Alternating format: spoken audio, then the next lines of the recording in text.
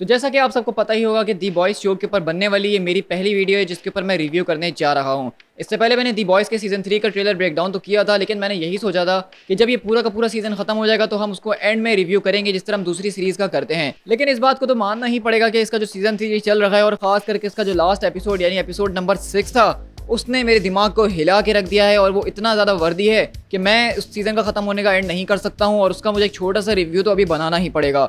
Episode 6 जिसको hero गैज़म के नाम से बताया जा रहा था और ये बहुत ही वाहियात किस्म का एपिसोड होने वाला था। मैंने कभी भी एक्सपेक्ट नहीं करा था कि ये मेरा इतने ज़बरदस्त तरीके से माइंड को ब्लो करके रख देगा। लिटरली यहाँ पे जो मैं पूरी की पूरी फाइट नज़र आई है होमलैंडर, सोल्जर बॉय और यहाँ पे बुचर की, उसके ऊपर मैं खासकर बात करना चाहूँगा इस पूरी की पूरी वीडियो के अंदर। सो गाइस, दिस इज पीट टैगर और आज की इस वीडियो के अंदर मैं आपके साथ बात करने वाला हूँ कि किस तरीके से दी बॉयज़ शो जो है वो मार्वल और डीसी को बहुत जल्द क्रश करके रख देने वाला है मुकम्मल तौर के ऊपर। तो चलिए बिना किसी और बात के फौरन से अपनी आज की इस वीडियो को स्टार्ट करते हैं।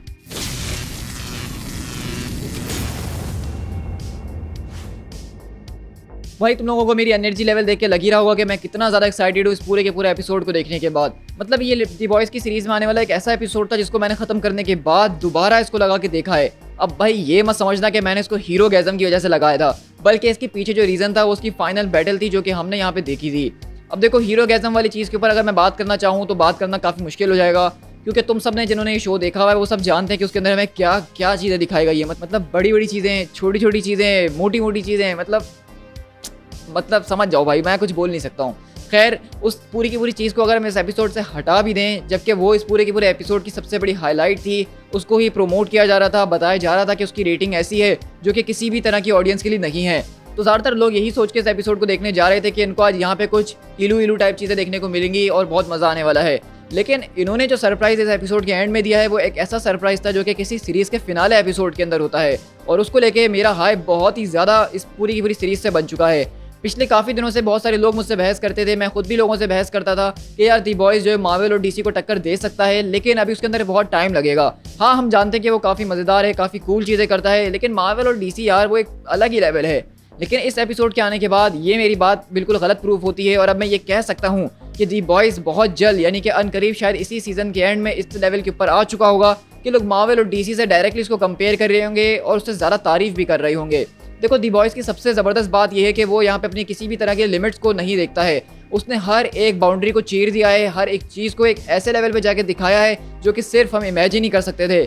लिटरली यहाँ पे तो कुछ चीज़ें ऐसी हैं जिसको हम इमेजिन भी नहीं करना चाहते हैं भाई, लेकिन फिर भी वो लोग उसको हमें दिखा रहे हैं, वो भी लाइव एक्शन के अंदर, जो कि कहीं से भी बिल्कुल हल्की बात नहीं है। ये सच में एक बहुत ही बड़ा रिस्क होता है।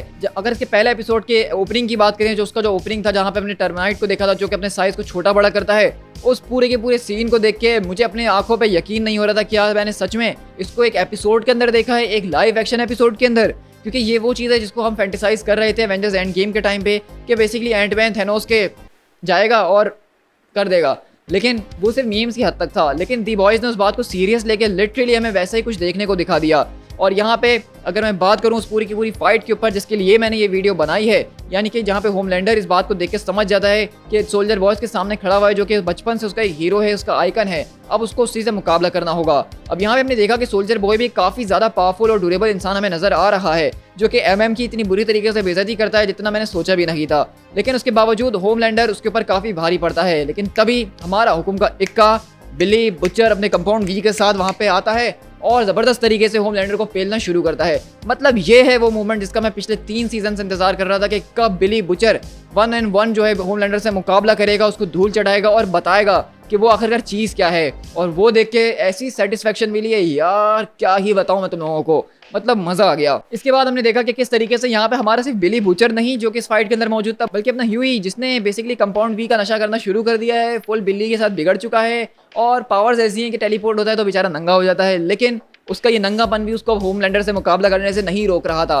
और हमने देखा कि होमलैंडर ये देख के चौकन्ने हैं कि आखिरकार ये सब हो क्या रहा है, इन बच्चों के पास पावर्स कहाँ से आना शुरू हो गई, ये होमलैंडर यानी कि मुझे मार रहे हैं। तो ये चीज़ बहुत ही ज़्यादा कोई एपिक किस्म की थी, जिस तरीके से उन तीनों के तीनों लोगों ने होमलैंडर को ज़मीन के अंदर दबोच लिया था और उसको तकरीबन मारने ही वाले थे, लेकिन तब पहली बार होमलैंडर किसी फाइट को छोड़ के भागा है और उसकी आंखों में हमें डर नजर आ रहा था। वो मूवमेंट ऐसा था कि सिर्फ 1 सेकंड की अगर और देरी होती तो शायद होमलैंडर का नामो निशान इस दुनिया से मिटा दिया जाता। तो लिटरली ये एक एपिसोड बहुत ही ज़्यादा इंपैक्टफुल और इंपॉर्टेंट एपिसोड है इस पूरे के पूरे दी बॉयज़ की यूनिवर्स के अंदर। तो ये सारी की सारी वो चीज़ें थी जिसको देखने के बाद मैं इस पूरे के पूरे एपिसोड और दी बॉयज़ का पहले से फ़ैन तो था ही, लेकिन अब मैं सुपर डुपर फ़ैन बन गया हूँ। और मैंने कहा कि यार एपिसोड ये सारे के सारे ख़त्म होंगे, हम तब एक फिनाले रिव्यू तो करेंगे ही, लेकिन इसके ऊपर बात करना तो बनता ही है।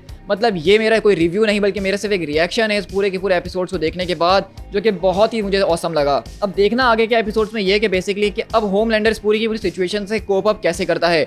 होमलैंडर हम जानते हैं कि कितना ज़्यादा सेंसिटिव है अपनी इज्जत को लेके, अपने पूरे के पूरे ऑनर को लेके, और इस तरह से धुलाई उसकी 3 हीरोज से हो गई कुत्ते की तरह वो भी। तो ये बात होमलैंडर को हजम नहीं होगी, और अब जो होमलैंडर करेगा वो देखने के लिए मैं अपने 100 डॉलर देने के लिए भी तैयार हूँ कि अब आगे क्या होने वाला है। तो भाई मैं तो सच में बहुत ज़्यादा एक्साइटेड होकर रह गया हूँ दी बॉयज़ के सीज़न 3 के फिनाले के लिए कि उसमें क्या ऐसा दिखाने वाले हैं। जब इसका एपिसोड 6 ऐसा था तो फिनाले कैसा होगा। तो बाकी आप लोग मुझे कमेंट डाउन करके ज़रूर बताइएगा कि अगर आपको मेरी वीडियो पसंद आई है और आप चाहते हैं कि मैं इसी तरह दी वॉइस के अगले एपिसोड के ऊपर भी अपना रिएक्शन दूं, रिव्यू दूं, तो मैं इसको रेगुलर बेसिस पे अपने रिएक्शन को शेयर किया करूँगा एपिसोड देखने के बाद ही। साथ ही साथ अगर आपको ये वीडियो पसंद आई है तो उसको अपने दोस्तों के साथ शेयर जरूर कीजिएगा। चैनल बनाए हैं तो चैनल को सब्सक्राइब करना बिल्कुल भी मत भूलिएगा इस तरह के ऑसम और सुपर डुपर वीडियोस को मेरे चैनल के ऊपर एंजॉय करने के लिए। सो गाइस जाने से पहले मुझे फेसबुक और इंस्टाग्राम पे फॉलो कर लीजिएगा ताकि आप वहाँ पे अपडेटेड रह सकें। So guys this is P Tiger और मिलते हैं अपनी किसी और वीडियो के साथ। Till then thank you so much.